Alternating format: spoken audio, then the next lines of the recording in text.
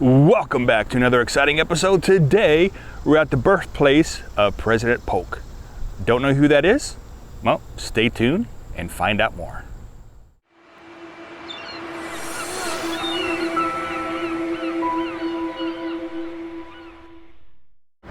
Now, this is the sign that you see from the road. Now, when we came here, there were no, those little blue signs or little brown signs that say, Polk's birthplace, 2 miles, none of that. We just happened to be driving down and boom, here it was. So President James K. Polk's Visitor Center, it's actually run by the North Carolina Historical Sites, which is a division of the Department of Cultural Resources here in North Carolina. It's free to get in. The tour, they have a little mini tour, that's free. Of course, they have a little presentation video, that's free. Pretty much everything is free.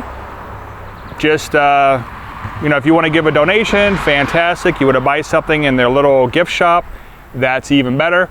But really, everything is free here. It's fantastic. Now, the hours of operation is Tuesday through Saturday, 9 a.m. to 5 p.m. They are closed Sunday and Monday, so plan accordingly. Now, for many years, this monument was the only thing that was standing on the site of Polks Homestead. This is the only thing that indicated it, and that wasn't put up until 1904. Now, it wasn't until 1968 until this facility was built, and Lady Bird Jonsson was actually here to dedicate it. So, this being the only thing here for many, many years. The President James K. Polk State Historical Site is home to the birthplace of the 11th President. It is located in Mecklenburg County, North Carolina, just a few minutes outside of Charlotte. Now, the site sits on 21 of the original 150 acres owned by President Polk's father, Samuel. The museum is actually much bigger than it looks like from the outside. The exhibits that are included in there are the life in the area during Polk's childhood, Polk's rise to fame through politics, and quite a few other things, including the Mexican-American War, which at the time was called Polk's War. And you can find out quite a bit more about the Mexican-American War at the History Buff. I'll put links down below for that.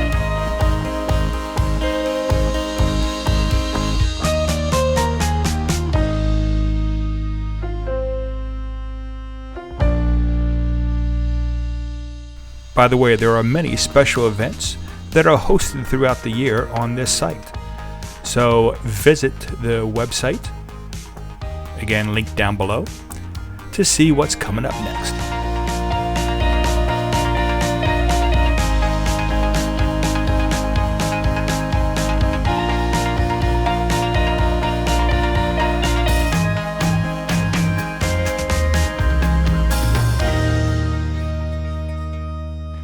The free tours of the outbuildings was absolutely phenomenal. For instance, the kitchen cabin, we were taught exactly why it was there, and of course the reason why it was away from the building, so in case it caught fire, it didn't burn the building down, the main house, and also the different types of foods that were made there, and who actually made it. It was very interesting.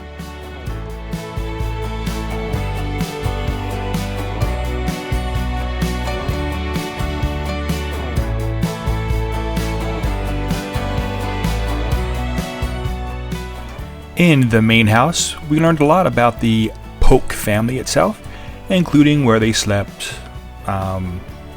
where they hung out, why they were in a certain area, what different things were that they used.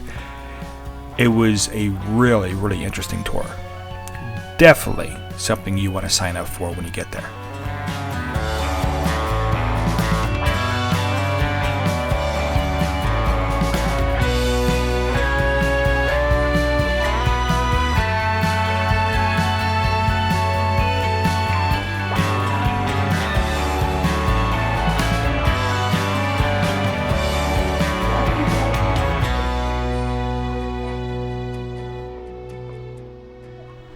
Now in this shed, they did keep a lot of their supplies. They kept, cotton, they kept tobacco. Although they really weren't that big into tobacco, they did do some of it from what they understand. The biggest crops was cotton, because that was a big staple at the time. They also did corn. So corn and cotton were the big things. Tobacco, kind of a minor thing, because it really didn't come into play until much later. But that's what they had in this building.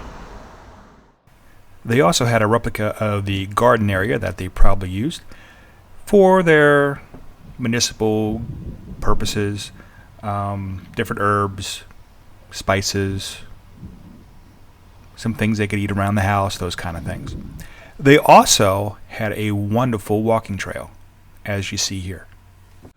Okay, the trail to Little Sugar Creek is quite doable. It is a downgrade a bit.